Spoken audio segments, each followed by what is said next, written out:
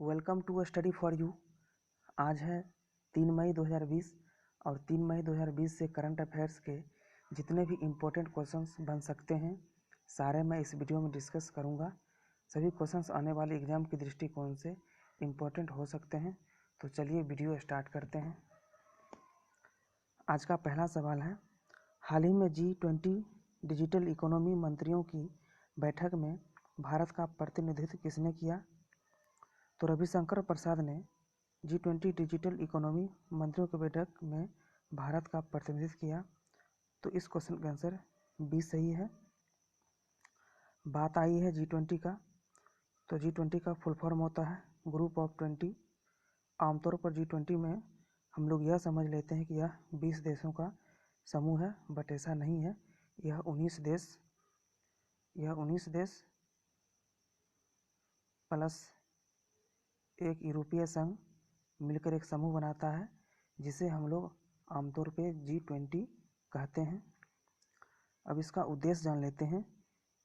संचार बुनियादी ढांचे को मजबूत करना, स्वास्थ्य देखभाल में डिजिटल समाधान का उपयोग करना, साइबर सुरक्षित विश्व के लिए बुनियादी ढांचे में सुधार करना G20 डिजिटल इकोनॉमी मंत्रियों की बैठक का मुख्य उद्देश्य था। नेक्स्ट क्वेश्चन है, हाल ही में हिजबुल्लाह नामक संगठन को आतंकवादी संगठन के रूप में किसने वर्गीकृत किया? तो जर्मनी ने हिजबुल्लाह नामक संगठन को आतंकवादी संगठन के रूप में वर्गीकृत किया। तो इस क्वेश्चन का आंसर सी सही है।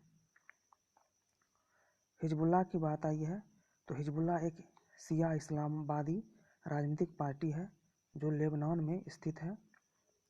अब बात जर्मनी की भी आई है, तो जर्मनी की राजधानी बर्लिन है। जर्मनी के चांसलर एंजेला मार्केल हैं। जर्मनी के प्रेसिडेंट फ्रैंक वाल्टर स्टीनमेयर हैं। जर्मनी की करेंसी यूरो है। जर्मनी के संसद का नाम बुंदेसटैग है। नेक्स्ट क्वेश्चन है, हाल ही में यश कार्यक्रम किसने लॉन्च किया? तो विज्ञान एवं प्रौद्योगिकी विभाग ने यश कार्यक्रम को लॉन्च किया। बात यश की आई है, तो यश का फुल फॉर्म देख लेते हैं। Year of awareness on science and health, YASH का फुल फॉर्म होता है। अब इसका उद्देश्य जान लेते हैं। इस पहल का उद्देश्य सार्वजनिक सहभागिता को प्रोत्साहित करना एवं समुदायों में कोविड-19 के प्रति जागरूकता को बढ़ावा देना है। नेक्स्ट है, हाल ही में ब्लैक राइस को GI टैग दिया गया, यह किस राज्य से संबंधित है? तो ब्लैक राइस जो मणिपुर राज्य से संबंधित है, उसको हाल ही में GI टैग दिया गया। तो इस क्वेश्चन का आंसर बी सही है, मणिपुर। इसके अलावा गोरखपुर टेराकोटा और कोविलपट्टी कदलाई मिट्टी को भी GI टैग मिला है। इसके अलावा आप लोग याद रखेंगे कि कश्मीरी केसर को भी GI टैग प्राप्त हुआ है। बात मणिपुर की आई है, तो मणिपुर की राजधानी इम्फाल है। मणिपुर के CM N बीरेन सिंह हैं। मणिपुर के राज्यपाल नजमा हेपतुल्ला हैं। नेक्स्ट है, हाल ही में किस राज्य सरकार द्वारा आयु रक्षा कार्यक्रम शुरू किया गया? तो हाल ही में दिल्ली गवर्नमेंट द्वारा आयु रक्षा कार्यक्रम शुरू किया गया। तो इस क्वेश्चन का आंसर ए सही है। बात दिल्ली की आई है, तो दिल्ली के CM अरविंद केजरीवाल हैं। दिल्ली भारत की राजधानी 1931 में बना था। अब इसका उद्देश्य जान लेते हैं। इस कार्यक्रम का उद्देश्य कोविड-19 के फ्रंट लाइन वर्कर्स के स्वास्थ्य को बनाए रखना है। नेक्स्ट है, हाल ही में 1 मई को किस राज्य ने अपना स्थापना दिवस मनाया? तो गुजरात एवं महाराष्ट्र दोनों राज्य ने 1 मई को अपना स्थापना दिवस मनाया। पहले दोनों राज्य एक ही प्रेसिडेंसी के अंतर्गत आता था, परंतु दोनों राज्यों को बॉम्बे पुनर्गठन अधिनियम 1960 के अंतर्गत के बाद अलग कर दिया गया और दोनों राज्य 1 मई को अपना स्थापना दिवस मनाता है। तो इस क्वेश्चन का आंसर सी सही है। बात गुजरात की आई है, तो गुजरात की राजधानी पोरबंदर है। गुजरात के सीएम विजय रूपाणी हैं। गुजरात के राज्यपाल आचार्य देवव्रत हैं। बात महाराष्ट्र की भी आई है, तो महाराष्ट्र की राजधानी मुंबई है। महाराष्ट्र के सीएम उद्धव ठाकरे हैं। महाराष्ट्र के राज्यपाल मनोज कोश्यारी हैं। नेक्स्ट क्वेश्चन देखते हैं। हाल ही में किसान सभा ऐप किसने लॉन्च किया? तो CSIR ने हाल ही में किसान सभा ऐप लॉन्च किया। तो इस क्वेश्चन का आंसर जो है ए सही है। CSIR का आया है, तो इसका फुल फॉर्म जान लेते हैं। Council of scientific and industrial research central road research institute CSIR का फुल फॉर्म होता है। इसका उद्देश्य जान लेते हैं। किसानों को समय पर सहायता प्रदान करना और उनके लाभ को बढ़ावा देना इस योजना का मुख्य उद्देश्य है। आगे देखते हैं। हाल ही में किस अंतर्राष्ट्रीय संगठन ने भारत को कोरोना वायरस से निपटने के लिए $1.5 बिलियन ऋण देने की मंजूरी दी है? तो अभी हाल ही में ADB ने भारत को कोरोना वायरस से निपटने के लिए $1.5 बिलियन ऋण देने की मंजूरी दी है। तो इस क्वेश्चन का आंसर ए सही है।